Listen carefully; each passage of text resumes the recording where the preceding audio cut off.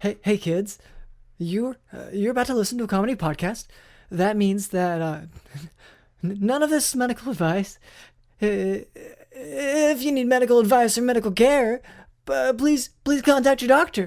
Welcome to the Jock Doc podcast featuring Dr. London Smith. You already know what it is. The government doesn't want you listening to Jock Doc, but you're no sheep. Nope. Introducing your host, Dr. London Smith. Hello, and welcome to the Jock Doc podcast, where we discuss fitness and health. Yes. And how to incorporate our modern understanding of science and medicine into our daily lives, but without it being so boring. I'm your host, drlondonsmith.com. I would like to begin by apologizing to our listeners. We have received some feedback about the excessive amount of technical medical terms that I've been using, such as transient visual obscurations and here, chicka, back. So I will try to temper my terminology to a simpler one in the future. Here to help with that is our producer, Cameron. Good morning, Dr. London. Oh, good morning. Well, is it morning for you right now? Well, what do you mean? I mean, it either is morning or it's not morning. Yeah, Yes. For me, like, my understanding is that we're recording a little bit later in the day. Did you just wake up? I guess that's what I'm asking. No, I didn't just wake up, but I'm pretty sure it's morning, Dr. London. I don't. What evidence leads you to believe that we're recording later in the evening? I guess just Because I know we can only go off of the evidence that we have, so I'm not trying to judge and say that, your truth is invalid just because it's not my truth. But what leads you to believe that that's the time? okay. So it'd be the just the way the clock works. So it says Clock. So your phone, is that what you're saying? Your phone, your computer, that's what this is being based off of, is Yes. technology, which is of course fallible. That's what we're basing this off of. well, it's that as well as the window I can see out of. But admittedly, looking outside the window doesn't necessarily tell me from this angle what time of day. I feel like we are getting caught up in a little, maybe. No, I'm just saying, unimportant. why are we trusting so much in technology when we can trust nature? I can look outside right now and I can see that it's kind of light, but not as light as it should be in the middle of the afternoon. So what does that tell me? That it's either dawn or dusk. I know it can't be dusk because of my knee. Say what? What do you mean by that? You know how people's knees and stuff sometimes act up if weather's coming through Yes. because, humidity or blah, blah, blah or something? Well, in the same way, my knee starts crowing when it's morning. It's my wake-up call. It's my rooster. And so my knee is hurting so bad right now. So I use these two clues from nature. And from there, I'm able to use that evidence and come to a natural conclusion without having to rely on computers and robots and bleep, blorp, bleep, blorp, 0110001. Yeah. Okay, so I guess one little issue there is that, joints, if they ache at a certain time of day, that can actually be indicative of pathology, a disease, an illness. So, like rheumatoid arthritis, for instance, if you wake up, in the morning and you feel this joint pain and maybe some swelling for an extended period of time, that could indicate that you have some form of arthritis. Okay, and that's fine, but how does that change the fact that it happens in the morning so I can thusly set my watch to it? Okay, so You're just acknowledging that I have a disease. We know I have a ton of diseases, Dr. London. I would say that's the primary subject of this podcast, is the various illnesses that I have. I am fully aware that this body is a diseased vessel. It's more of a rocket ship for germs to be passed than it is a human body. We know that. Okay. But you're questioning the reliance of its timekeeping abilities, which I take offense to. Take offense of? Take offense whom? Okay. Well, Okay, I guess, not really relevant, I guess, because especially whenever people are, staying in their homes for the most part anyway, a lot of people lose track of the time of day. It doesn't really matter. All that to say, good morning, Dr. London. Good morning. So this is our producer, Cameron, and Cameron is so dedicated to making sure that our podcast stays relevant that when he heard it was International Kissing Day today, he became very excited because he had also recently heard of the term sun-kissed skin. So Cameron, I understand that you've been trying to get a kiss from the sun? Yeah, and it's kind of frustrating because I think especially right now with the climate that we're in, obviously I don't want to overstep any boundaries. That's not relevant even to the climate that we're in, but the climate we're in makes it more conscious on my mind. And so I sort of keep asking permission, hey sun, can you give me a little kiss? And unfortunately I have not received a response, which is very typical in this kind of situation for me. For you, whenever you ask any person or object. When I ask the sun, when I ask a lamp, when I ask like my mom's friend, when I ask my boss, like when I ask so no, the humans aren't responding either. I get nothing. Aww. Well, I would say, you do, that is a good, important thing to do, Cameron. Focus on, you want to get consent before anything like that. Absolutely. Yeah, because otherwise it is a form of sexual assault. So with the sun, I don't know that the physics of it will allow you to actually follow through with it either way. It just makes me want it more, Dr. London. Okay. Well, also with us is Digital in the House.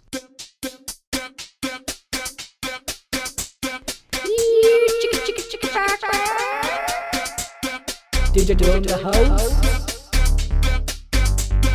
Digital in the House.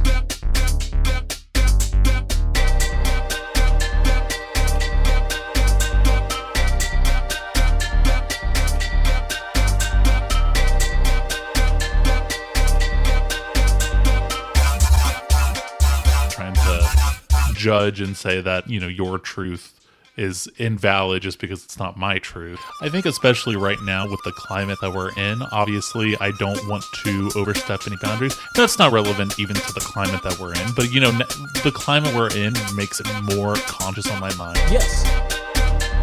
Brand new! Brand new!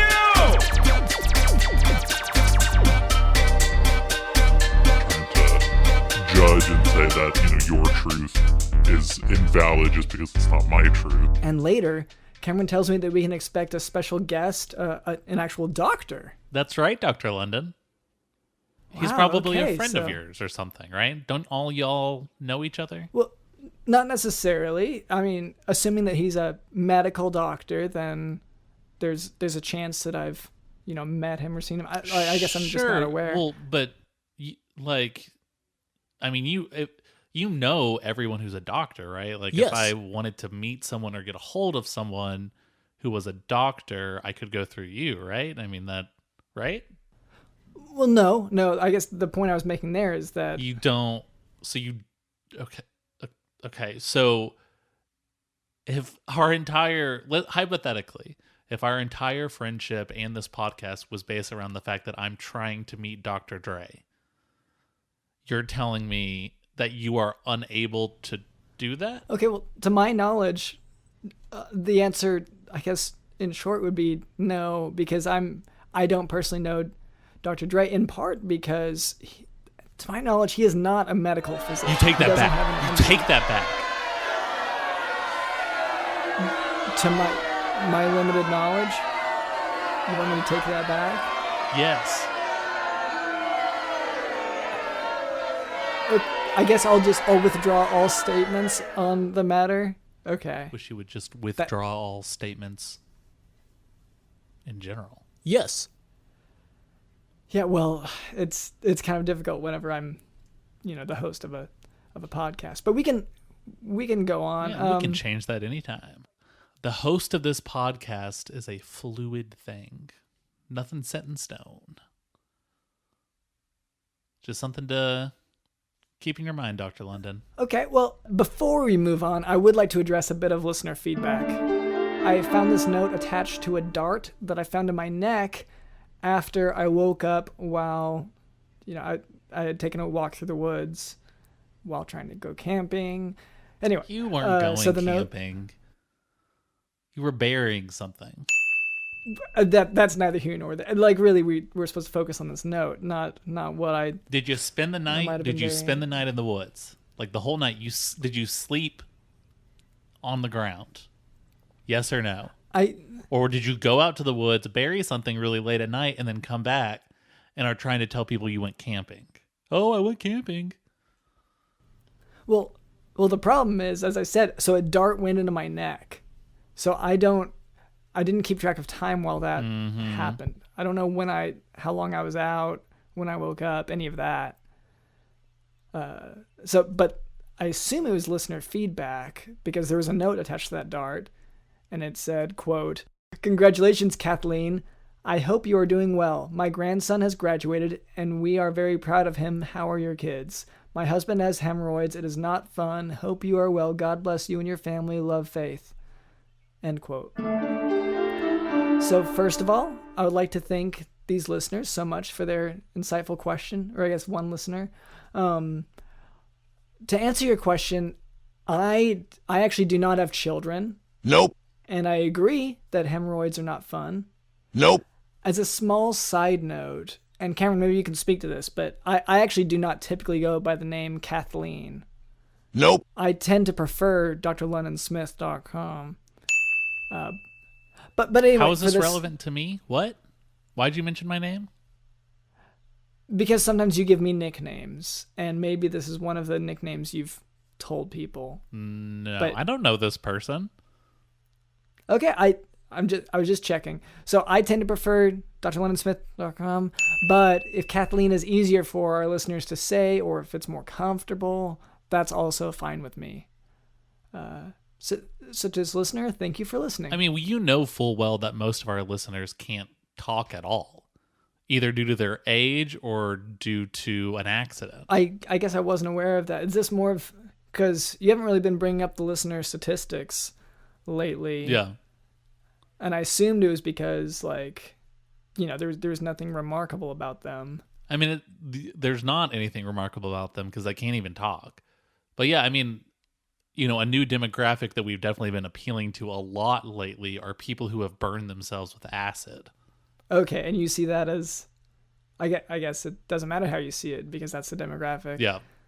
I don't know why. Okay. I don't think that we've been doing a lot of acid-specific stuff or people with, kind of burned off mouth specific stuff.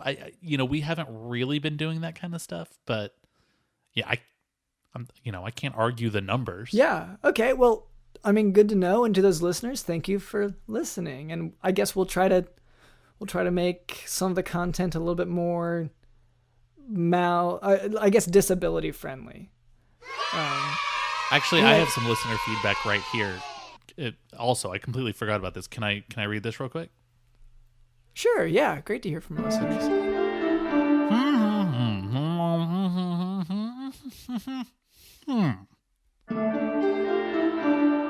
And what was that written out? Yep. Okay. Well, thank you to that listener. I'm not exactly sure how to answer that. If that was a question, I didn't hear the questioning. I think it was an accusation. Okay. Well, once again, I guess I apologize if I've been disrespectful in any way to people with disabilities or those who are marginalized in some way. Mouthless, right? Mm-hmm. So I apologize if I've been insensitive to these groups, and I will try to do better in the future. And yeah, I'm not sure what more I could say there. Well, at least you can say something. Some people aren't so lucky. Aww. Yeah, I guess so. Now for today's medical topic, small cell carcinoma.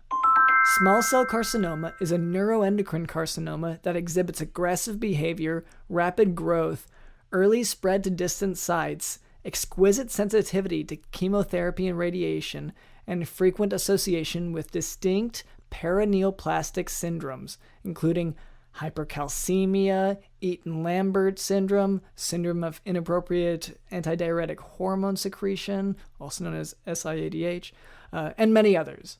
So small cell carcinoma, that makes up 25% of lung cancers, and 98% of patients with small cell lung carcinoma have a smoking history. So one reason why smoking cessation is so important is because there are still really no effective screening tools to catch the lung cancer early on. So by the time signs and symptoms appear, the disease is usually widespread. And sorry, Cameron, I feel like I have been excluding you a little bit too much, maybe alienating you with these medical lessons. So, if you have any questions while I talk about this. No, I mean, we're just talking about the same old shit, Dr. London. I mean, you're talking about the smoking sensation again. You said Neil in there. I don't know any Neil, so I have nothing to talk about there. And then you're talking about all this small stuff, and I don't know. I just think bigger than all this stuff. You keep talking about like small stuff and cells and germs and all this stuff. And I'm sorry, but I don't think on a small scale. I think big. I'm a big thinker. There's, blimps, mountain later tops, we'll get to large cell carcinoma, blue but right now whales. Right now we're on small cell roller carcinoma, coasters. so it's right. The biggest rubber band ball in the world, Dr. London. These are the things that consume my thoughts. Okay. Well, and I don't know if that'll be so relevant to this particular, medical lesson. But so patients clinically, would this letter that I have from someone who has lung cancer, would that be more relevant? This listener of ours who had sent this in? No, sure. We want to hear from our listeners. So this is a listener of ours who unfortunately has lung cancer, which is relevant to what you're talking about, right? Right. And he said,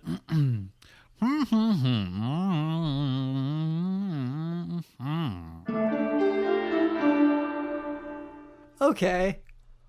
Well, thank you to that listener for chiming in with that bit of feedback. We always appreciate hearing from our listeners, so don't be afraid to keep sending these in. It is difficult to tell, like, just from my perspective, what exactly is you're trying to convey, but in any case, I'll go back to the medical lesson for the moment. Yeah, I think that'll be fine. Yeah, so clinically, patients may present with local airway involvement, leading to cough, hemoptysis, which is coughing up blood, obstruction, and that's where the tumor will literally block off part of the airway. They can have wheezing and dyspnea, or shortness of breath, difficulty breathing.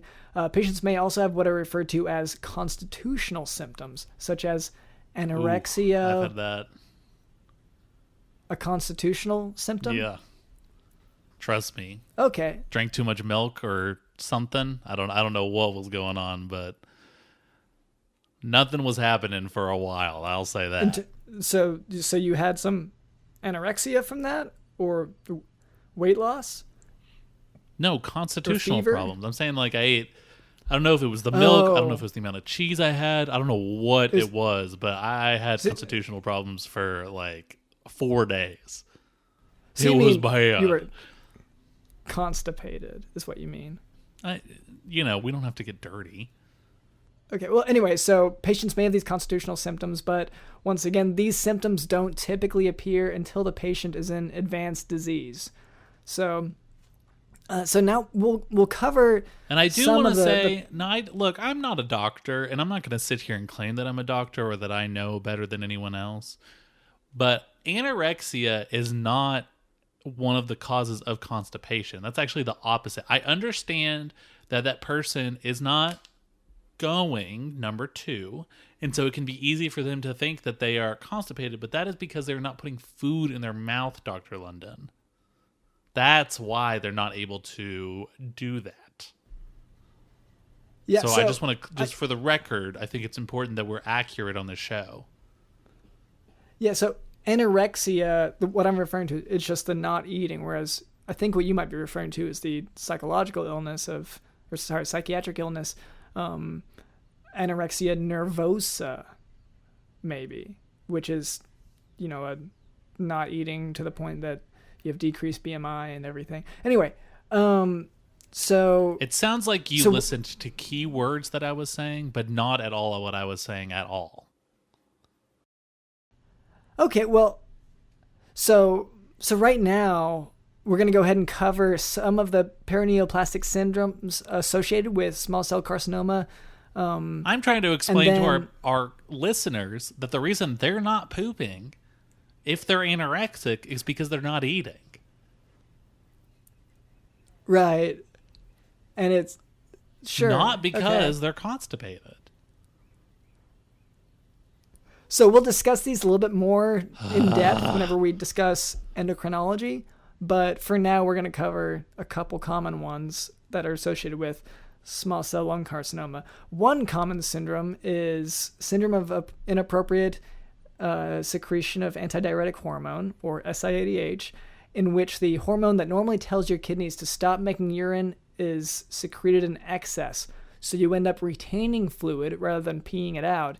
And this results in dilution and disruption of the patient's electrolyte imbalances. Another most common associated perineoplastic syndrome is a syndrome of ectopic adrenocorticotropic hormone, or ACTH, production. So in this condition, ACTH stimulates the cortisol release from the adrenal glands without the normal negative feedback loop. And this results in changes in appearance like central obesity, extra fat behind the neck known as buffalo hump, purple striae on the abdomen. They can have acne, easy bruising, high blood pressure, muscle wasting, weakness, and a range of other effects basically associated with, corticosteroid use. So these are just a few of the potential associated perineoplastic syndromes associated with small cell lung carcinoma. But as far as treatment goes, in limited stage small cell lung carcinoma, the cancer is potentially curable using chemotherapy and radiation, along with surgical resection reserved for certain patients. Extensive stage cancer is not considered to be curable, and in these patients, systemic chemotherapy is used to improve the quality of life and prolong survival. But also smoking cessation. That's actually the biggest point to emphasize here. Just stop smoking, and then, that's tied to, improvement or decreased chance of getting the cancer in the first place. Well, and what's interesting here, I have the tab muted in my Chrome browser right now, but I'm watching this actors breaking character for 10 minutes video, and it seems like Jerry and George on Seinfeld one time, they broke character. They were wearing mustaches. I don't remember this episode, but they seem to be laughing quite a bit about it. Okay, so yeah, I'm not sure that's incredibly relevant, but yeah, interesting to note there. Well, it's more relevant to me than the crap you're pushing out there, Dr. London. Denied. Was that some sort of constipation joke? No, but it could be. DJ Dylan, could you edit that into a funny joke? Yes. Well, it's more relevant to me than the crap you're pushing out there, Dr. London. I don't care who you are. That's funny right there. Thanks, DJ Dylan. All right, well, we can move on from there. All right, Cameron, you said that we have a guest today, a doctor. That is right, Dr. London. I know you are always talking about, why aren't our guest doctors? Why is it just these people who keep harassing me and keep slashing my tires? Mm-hmm. So I tried to find someone that I thought you would approve of. Who wouldn't slash my tires? That is to be determined. Okay. Hello there. My name is drlondonsmith.com, and this is our producer, Cameron. What's your name? My name is Dr. Evans. Okay, nice to meet you. Hi, Dr. Evans. Hello. Hi. So what brings you on the show today? I know. We're a medical education podcast. So my area expertise, let me give you a little bit of synopsis on where I'm coming from. I'm a newly licensed planetary care physician with the Planetary Institute of the Universe. Wow. Oh. A planetary care. Okay, so Yeah.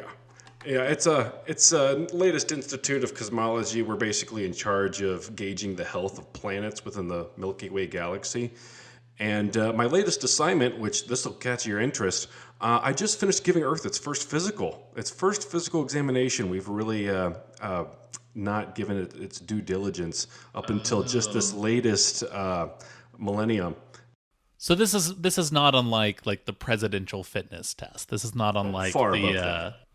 Well, or just a normal physical exam. You'll take vitals, of course. I'm thinking of a physical test, but this is talking about like taking someone's blood. This is comprehensive. Yeah. This Yeah. Physically touching and interacting with a patient. So wait, what does that entail for? You said you're doing Earth. this for Earth. Oh, for yeah. us, like the planet. It takes about 2 decades to complete. Yeah, I just finished it. I began it in the year 2000. So the last 20 years, if you can gauge your memory, has been what I've been gauging the planetary fitness level to be. And it's not looking terribly bright, to be honest with you. Okay, let me get in this mindset real quick. It's the year 2000. It's the year 2000. Okay. I just left the movie theater from watching maybe like There's Something About Mary. Yes, I remember that. And I'm listening to 6 Feet from the Edge by Creed. Is that the name of that song? Yeah, that didn't do it for me. I'm 6 feet. Is this all sounding This is right? ringing a bell. Yeah, I had to gauge the cultural phenomenon of the time, and I remember all of this. Yeah.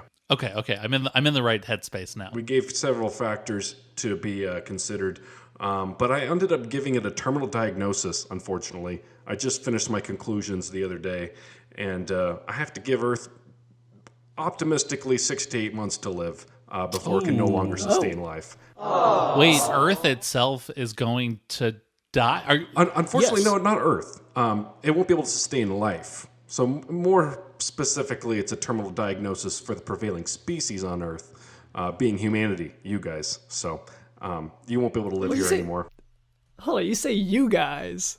Oh, yeah, no, I'm not a human. I think you may have had that mixed up. I'm a planetary doctor. What you might refer to as an angel. I think you guys have that mixed up. You think guardian angels. I'm like a guardian of planets. I was assigned here by God. He's a dick, by the way. Spoiler alert. But he gave me Earth as its first project. It took me 20 years to figure out that it's terminal. Y'all have been screwing it up, unfortunately. Okay, so you're saying that you're a heavenly being. Yeah. Okay. Going by at least I guess the guise of a physician. Okay. So you say, I'm sorry, did you say 6 to 8 months? 6 to 8 months. That's optimistically. It could be 6 to 8 weeks for all I know. Largely due in part to a series of cancerous growth. just to clarify, you've spent 2 decades on this, and you can't give us a better window than 6 to 8 weeks or 6 to 8 months. It's really just the 6 and the 8 that are important here. Yeah. Could you be mixing that up to be, There's a years? chance. I mean, I've sent my findings to my supervisor. I haven't heard back from him yet. So for all I know, I've not carried a decimal somewhere. So you could hope for that. I mean, Well, what are the? I mean, what's some of the examinations you did? How did you come to this conclusion? I was giving Dr. London a lot of grief earlier for relying on robots and such to come to conclusions. yeah, we don't rely on robots. They're very faulty. We rely on these heavenly instruments which gauge the healthy attributes of a given celestial body. And in this case, it's largely due in part to a series of cancerous growths found along the hull of the planet, or what you might refer to as the outer crust. Which are largely described as an invasive species. Yeah, it's killing the Right. host. That's the largest attribute. the outer crust. So that's where we are. Yes. Correct? That's humans. Yes. Are you referring to humanity as a cancer on this planet? Pretty much. It's hard to distinguish between the two definitions when you describe humanity and you describe, like a cancer or a virus. They're indistinguishable from one to the other. So, like, because we were just talking about cancer for the medical lesson, so you're saying that humanity is malignant, multiplying, invasive. Absolutely. Yeah, this carcinoma that you were referring to, I had it mixed up with Jair Bolsonaro. I think he's the president of Brazil. He's one of the biggest culprits. They're burning down the Amazon down there, which, as you know, are the lungs of the planet. And so you could say that planet Earth has concocted a small cell lung carcinoma of the lungs. Wait. They're blaming the fires in the rainforest and in the Amazon on that guy? Yeah. Not like a guy in his early 30s from America who was maybe just trying to catch some ants on fire and things got kind of out of control and he jetted. That's not anywhere in your research? I didn't find it. But okay. I'll yeah, I mean, that'd be weird it. if you did find something like that, right? I mean, that'd be so strange. Yeah. I'm going to have to look back at the data. No, there's no reason to do that at all. It's just blamed on that guy. It's all that guy. Huh. And okay, Cameron, you don't want to confess anything here. Nope. I'm suspicious here. My angel instincts are starting to tingle. I think you could have a responsibility for this. We can just keep the subject going on. Well, what are some other things that lead you to believe that, I mean, we as a species are sort of a cancerous tumor? Well, the key symptoms have really shown themselves just in the last few months. This year's been rife with it. All the continent-sized fires in Australia, the spread of COVID-19. These are clear indicators. Even the civil unrest of the protests, all clear indicators of the terminal development of the, we're in the end stages of it. That's why I don't give us very long. Those Australian fires, there wasn't anything in your findings about maybe an American who was traveling over there because he was testing this sort of competitor to bird scooters using sort of rocket jets, and things went really, really wrong. I remember was that in there? I remember that clearly. We have yet to identify that individual, but he was a key part of that. I had read about that on Twitter. That's why I was asking about that. But I don't. I mean from the internet. Hey, Cameron, didn't you have? Nope. Didn't we have a sponsor? Nope. That was trying to compete with bird scooters or similar? No, sir. Don't remember that. Don't remember anything like that. Angel senses are tingling here. I'm going to have to add you to my list of suspects, sir. Who else is on that list? Joe Rogan is on that list, despite not being seen on that continent. I had Kobe Bryant until he died, but multiple individuals. Those are the only two I think you'd be aware of. Okay. It's largely on the species, though. I want to make that clear. Everyone bears responsibility for this catastrophic diagnosis. Everyone, save maybe what is this? London Smith. London Smith came back with the exclusion to that. Didn't bear any responsibility. Unfortunately. Oh. Yeah. Unfortunately. Unfortunately, I only say that because after 2 decades of diagnosis, I'm kind of leaning towards the destruction of the cancer. Obviously, every doctor wants the cancer that they diagnosed to die, but London Smith was not a part of that. So yeah. Hey, Dr. London, can I actually talk to you in private for a second, if that's okay? Yeah, we can sidebar. Mr. Dr. Angel, sir, could you just play Dr. some games on my phone? Sure. I love games. Hey, Dr. London. Yeah. So this Dr. Angel guy, I know his name isn't Angel guy, but he's saying he is an angel or whatever. Mm-hmm. But here's the thing. One, he's telling us that all of this stuff is going to happen somewhere between 6 to 8 weeks from now, or 6 to 8 months from now, or years. He doesn't really know. Or centuries, or millennia. Or centuries, maybe. or millennia, or whatever. Yeah. And 2, he's here to place the blame on me for everything. Well, okay, that part, I don't think that you were even going to be blamed until you spoke up and, referenced yourself. Dr. London, he's talking about how he loves when he finds out that everyone is cancerous and awful. Well, not everyone, obviously. Well, but think about this, Dr. London. Is this an angel, or is this possibly a former angel? Like he retired? No. Think lower. Dishonorable discharge. No, think an angel that went from heaven, which is, as we all know, the sky, to someplace below the ground. So like a tunneler. Like a parachuting... A mole man? You think Dr. Evans is a mole man? Yeah, obviously. Yes. Okay, and I don't really know how to... Would it be in a mole man's best interest to get rid of the surface dwellers and just... Oh, could that be... Okay. Yeah, so they can use Six Flags anytime they want. Right. Okay, well, let's get back to talking.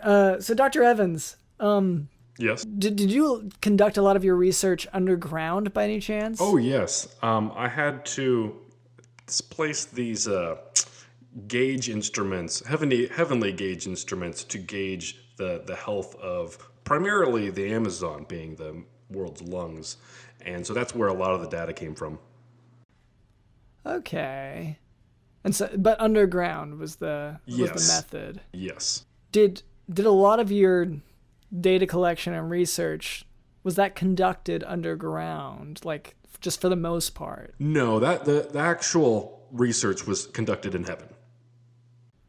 Okay. Well, I guess you mean the compilation of the research, because obviously you had to be on the planet for that. Okay. You got the data from underground, compiled it up in the heavens. I just can't see.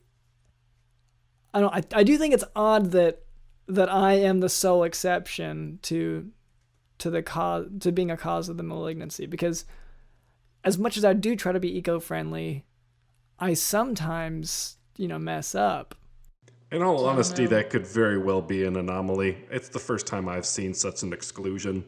I wouldn't bank on it. It's your first assignment as well, It is. right? I'm newly licensed. I need to give that in full disclosure. I haven't gotten the findings back from my supervisor. I'm confident in them, but you never know.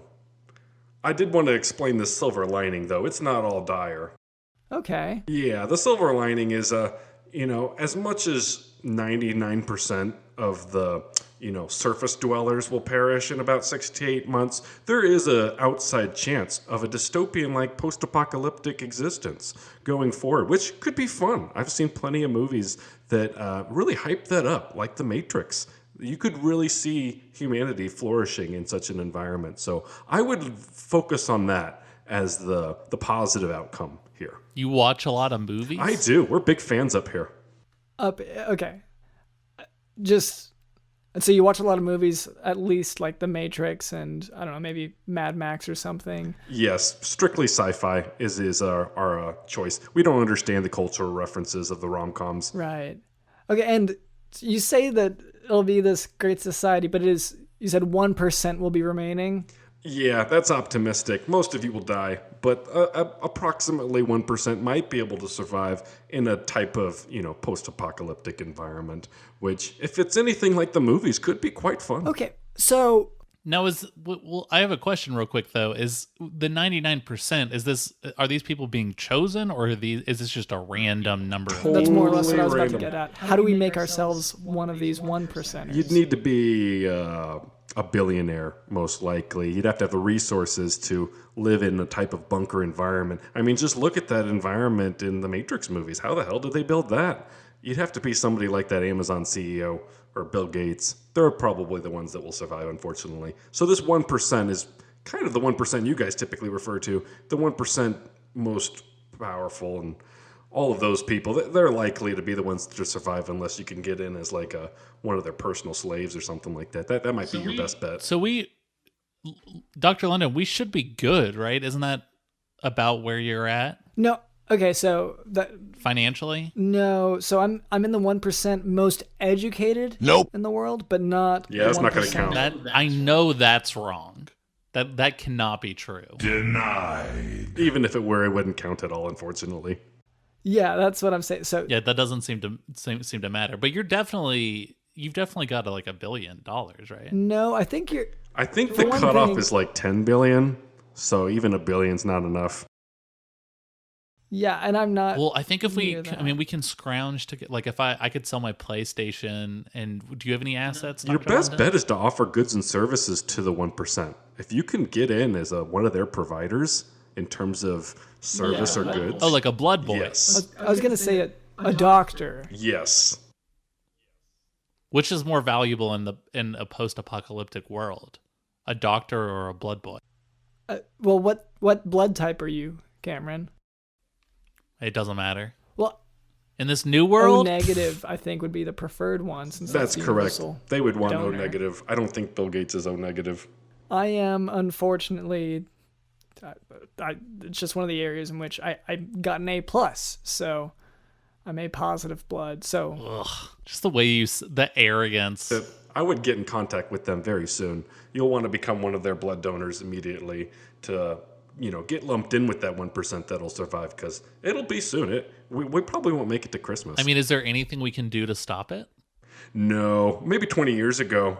The latest studies, largely the latest studies that are often quoted here, are the measurements for Mount Montanoa from Hawaii. They indicated CO2 levels of approximately 400 parts per million, which the last time that the CO2 levels were that high, the oceans were 80 feet higher than they currently are. And, a qualifying bit to know there is that half the world's population lives within 20 miles of the ocean.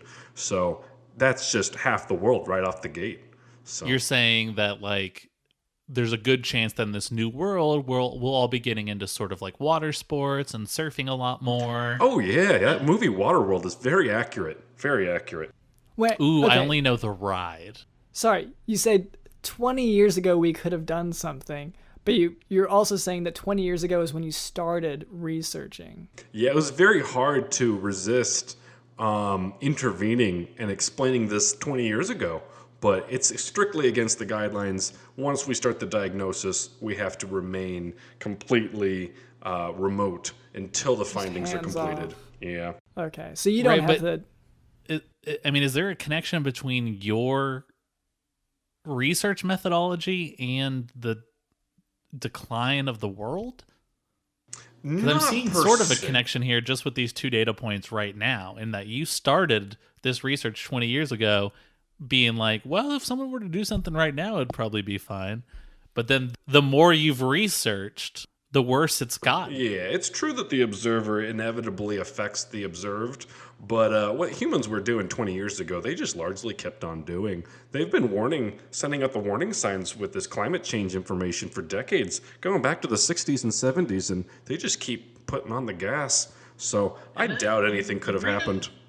You bring up something very interesting, which is that by the observer affecting the outcome. Are you familiar with the double slit experiment, Doctor? No. The double slit experiment says that when two thingies are shot through a little slit, yes, then it becomes light. It reflects off of the gamma rays, right? Except when you observe it, it is more like water waves. And so that tells me it begs the question of, do you know any of these people that I could contact about maybe being their blood boy? Okay, for our listeners, that was not an accurate explanation of what the double split experiment is. Oh yeah. Nope. You don't even know the name of it, Dr. London. You just said the double split experiment, which is not what it's called. Slit. Sorry, double slit. So who are we going to trust? The person who said it correctly the first time, or the person who is stupid and who runs this podcast. I'm going with Cameron on this one. That sounded completely accurate to me. Okay. All right. So what was your point was that observation as opposed to direct intervention. Oh, Either my way, point? You're affecting the outcome. Yeah. Because that's what quantum theory is about. The point is long gone, Dr. London. Okay. Would you mind if I just made the point that... When do I get my website plug? Oh, I'm sorry about that. You have a website to plug? Oh, yeah. Just because we're Earth dwellers, or just because you're Earth dwellers and I'm a heaven dweller, doesn't mean we don't have the internet. I was going to mention to people to check out earthisterminal.com, where you can buy a t-shirt that says the Earth is doomed. Just a silver lining. You might want to die in that rather than your clothes. Yes. Look, I'm gonna be upfront here real quick before we get into the website thing. I gotta ask. Here you are. You're saying that you're sort of like a heavenly body and you live with Wi-Fi in heaven and all this kind of stuff, but at the same time you're cheering on the destruction of Earth. Is it possible? And you gotta tell the truth to me right now. Is it possible that you are a fallen angel, aka more commonly known as a mole man? A mole person, yeah. I did fall and trip up my knee the other week, and boom.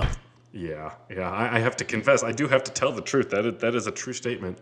I fell, I hurt my knee, and I have not been the same since. I heard you earlier talking about restless leg syndrome or something like that. I'm concerned I might have, contracted that. So yes, I think I might be. Are you talking about knee time? No, knee time is it's just a new form of time. I'm talking about restless leg syndrome. Okay. Right. I know what you're talking about. I'm saying I'm talking about knee time. I don't have that. No, I'm not aware of this. Yeah, Dr. London, could you explain to me the medical science behind knee time? Well, so Cameron, you keep on referring to like you need to have your knee time, and it's time just alone to feel your knees, tell you the time of day. But you are the only person I've ever heard reference that concept. You might want to do a little more research then. Have you looked on the internet recently? Nope. Yeah. Well, at speaking of which, producercameron.gov/knee time. Okay, I have not checked that out. But what if we went to this website that our mole person friend Dr. Evans has proposed? So you said it's what about Earth something? Oh, earthisterminal.com. Yeah, you can buy t-shirts. Earth is okay. Let's type that in. Okay. Okay, so it's first thing. I guess we'll register. Okay. Not necessary, but yeah, you might want to. So, name. Okay, it is asking for a lot of information, like personal information. Yeah, all of it is unrequired. Well, no, like, obviously, I'm not going to put in the social security number. We already know it anyway. Yeah, so it's also asking, like, what are you wearing? I'm going to have to talk to the person that set that up. That's inappropriate. Yeah, well, it also, just my webcam, there's a light for it when it's on, and it did just turn on. Yeah, I'm going to talk to Dave about that. Dave set up that website. I take no responsibility. Okay. I just know about the t-shirts. Yeah, and there is a little tab for that, but like this, it really seemed like it was pushing me towards this part, and it's just got all these questions about like what am I into? Are you sure you're at earthisterminal.com and not earthisterminal.org? No. Oh, okay. Yeah, you that was a key difference. We thought about changing the domain name to avoid confusion, but it gets right to the point. The earthisterminal.com is where you want to be. Earthisterminal.org, that's the creeper site that we found as well. I think that's what you might be referring to, where they want to spy on your webcams. Yeah, not fun. And I mean, and there's in your research, you found nothing about like an American who set up a website like that in order to data mine. We tried. We were not able to find him. Okay. Or her. It could be a her. It could. Yeah. Yeah, them. Okay, so well, I think we've spent enough time on the website at this point, but we have the idea that okay, it's a place where you can go to buy T-shirts. Right. Declaring EarthIsTerminal.com. You can buy T-shirts that say Earth is doomed. That's about all there is. Okay, I guess I don't. Sure. I guess that sounds fine. Any questions for me on the fate of the universe? Yeah, well, I feel like you've answered. Am I allowed to ask questions like beyond the scope of Earth? Go for it. I'll tell you what I know. I mean, I know you're a new employee, but when was the last time this happened to a planet? Not that I have been able to see, at least in cases where there's an active civilization currently residing on the planet. This has been a first. Oh, so wait. So you're also inspecting other planets that can sustain life, and they're doing just fine? Oh, absolutely. Mars was doing great up until a few millennia ago. Oh, wait. So when you say you're a new employee, when did you say you started again? About 22 years ago. 1998. What? And before that, what was your job? Oh, well, I was in training to become this. That's what I started off as. I didn't do anything before. It took me about 2 millennia to get my doctorate. Specializing in solar system health localized to subquadrant B of the Milky Way galaxy. I have to specify that. That incorporates the current solar system. Sure. So. Okay, well. I gotta ask, though. What was, like, the main thing we screwed up? Like, the number one thing that, like, God, if we just didn't do that, even if it was from, like, millions of years ago or whatever. We know it's something I didn't do. We know that much. We know Dr. London wasn't involved. We know there is a mysterious American going around the world making things worse. Well, whenever you went past the point of no return was the emergence of anime. Yeah, anime and manga. At some point in there, yeah, you can blame anime. That's where it really crossed over. There was no hope after that point. So you're saying that the introduction of anime that's the whole animation, thing. That style, that is effectively, I guess, through some chain reaction butterfly effect type of thing. That is what is causing the world to end. Absolutely. Wait, is it a butterfly effect thing, or is it that anime itself was distracting people from doing good or from, cleaning up after themselves? All of that. Because admittedly, I don't really watch anime. Right, but you are the one exception, Dr. London. Yeah. The anime itself is exquisite. We're big fans, but the creators are the ones that bear the responsibility. Yeah. There seems to be some kind of like picture a Venn diagram. You got the anime creators, and then you've got the people fucking up the environment. They're in the same group. So I didn't really have to picture a Venn diagram at all. I just needed to picture one circle. Precisely. There's a little bit of an overlap, and then there's a few anime contributors that had nothing to do with it, but it's minimal. It was good to practice multiple circles. Correct. That's not a bad habit. Okay, well, this has been enlightening. Hopefully we can, make some progress. Maybe we'll surprise you with our ability to try to become an organ donor to the 1%. That's your best bet to get in with that 1% survivors in the dystopia in a post-apocalyptic environment. Try to become an organ donor. I would go for that, or the blood donation you were referring to earlier. If you're O positive or O negative, that's your best bet right there. Yeah, well, because Cameron, you went to school to be a blood boy. Is that right? Well, it's not really a school. It's more like a retreat. And while you were there, you just learned how to give blood, I guess?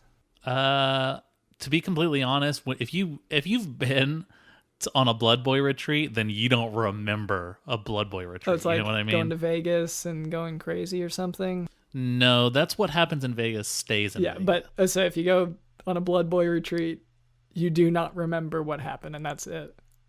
You ain't gonna remember what happened on a blood boy retreat, let me tell you. Nope. I think it's usually because of the blood that's been drained out of your body. Yeah, no, that's what I was suspecting when you said that.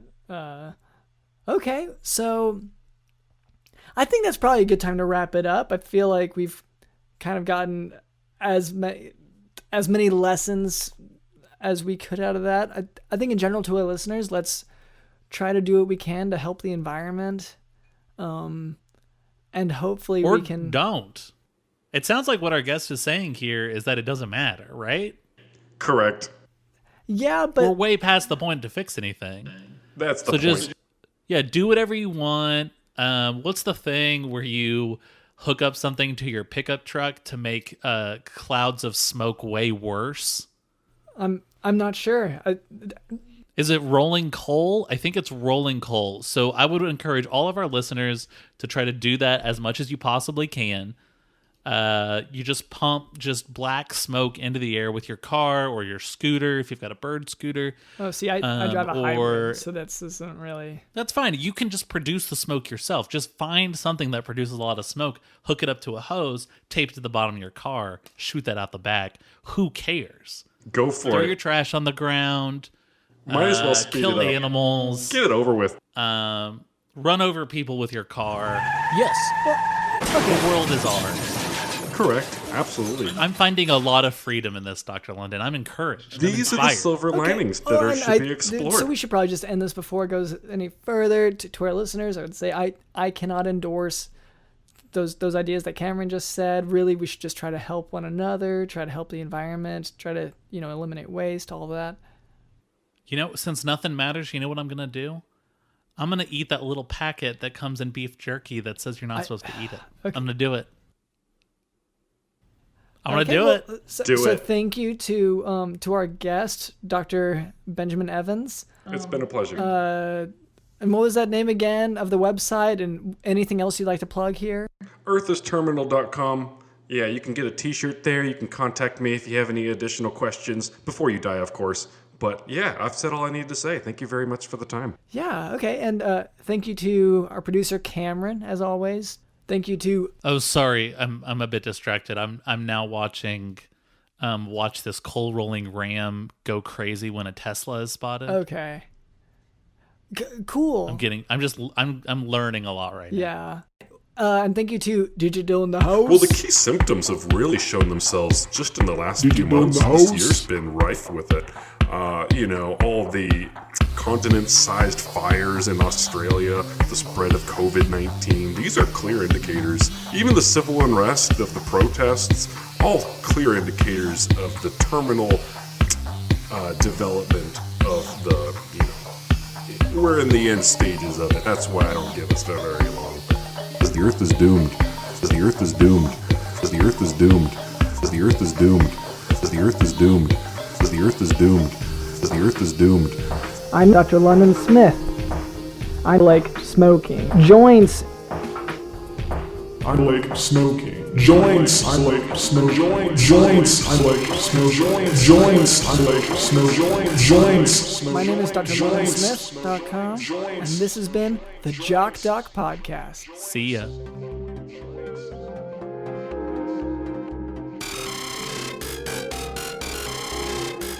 A tumbleweed rolls by, propelled by a gust of wind. Yep, it's gonna be another slow day out here. You take the straw out of your mouth after finally deciding that this is not the plant type of straw, but rather a drinking straw. And such a thing doesn't really fit with your current country vibe. You continue vibing, sometimes pausing to chill, but always returning back to the vibing. You then hear an angry voice, quiet at first, but escalating in volume as its source nears. Oh great, this again? Yeah, you ask, trying to suppress your annoyance. Well, are you going to fix the toilet or not? The owner of the nearby house replies. It is flooding, and you got here quickly, but then you just apparently decided to go sit out here by the creek in the shade. Look, sir, madam, or however you identify, I don't tell you how to do your job. How about you don't tell me how to do mine? Speaking of doing your job, it's about time that you got off your lazy rear and wrote a 5-star review of the Jock Dog podcast, in which you write an explanation and apology for why you have not done so thus far. And while you're at it, go ahead and share the Jock Dog podcast with a friend or foe.